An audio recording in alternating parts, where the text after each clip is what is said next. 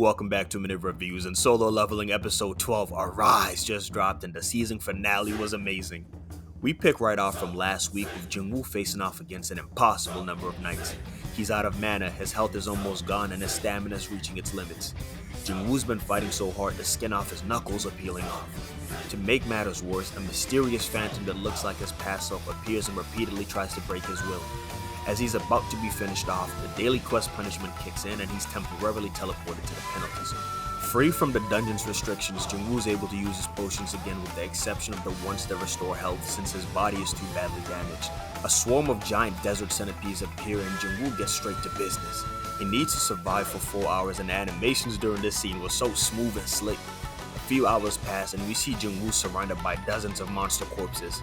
His injuries have been fully healed upon leveling up, and as he's scrolling through the shop, he notices he's unlocked a new weapon, the Night Killer.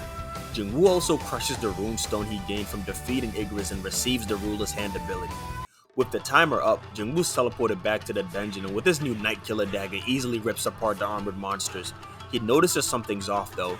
Despite killing so many of the enemies, their numbers continue to increase and he still hasn't leveled up. He realizes the mages are the key to solving this dungeon and only by killing them will the summoning portals be stopped. He leaps off one of the knights and fires off his dagger with so much force it one-shots the mage in front of him. 1 down, 5 more to go. The animations during the next scenes were going crazy. Jingwoo's able to perfectly combine his advanced dagger skills with Ruler's Hand to straight up flex on the monsters.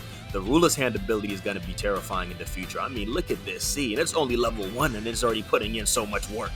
The remaining 3 mages realizes that they're screwed and fuse their magic circles to summon an armored behemoth, and Jingwoo, without missing a beat, skillfully maneuvers around the monster and gets the high ground. He drops the chandelier on top of the giant to distract it and rushes at the summoners. The dungeon is throwing everything at our boy, but he does not stop, and within an instant obliterates the mages. It's still not over, and in a final clash of pure and absolute strength, Jingwoo's able to overpower the giant and finally bring an end to the job change quest. As a reward for completing the quest, the system offers Jingwoo the hidden class Necromancer. But thanks to the bonuses he received from exceeding the quest requirements, Jingwoo gains enough advancement points to exceed the threshold and unlocks the Supreme class Shadow Monarch.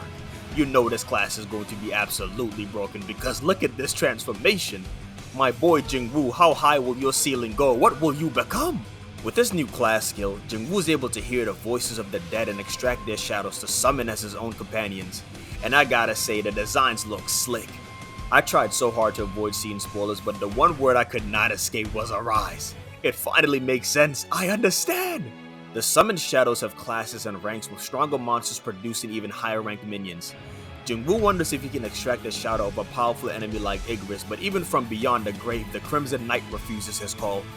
I also like that there's a limit to the extraction, so he can't just spam it, with Jingwoo having 3 maximum attempts before the shadow is lost.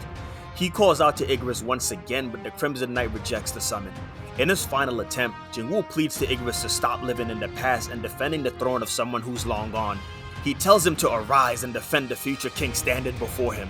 Igris accepts, and this has to be one of the coldest summonings I've seen in anime. Everything about this knight just radiates aura. Igris kneels before his new king and the remaining knights follow suit. The Shadow Monarch is born and this world of solo leveling is not ready.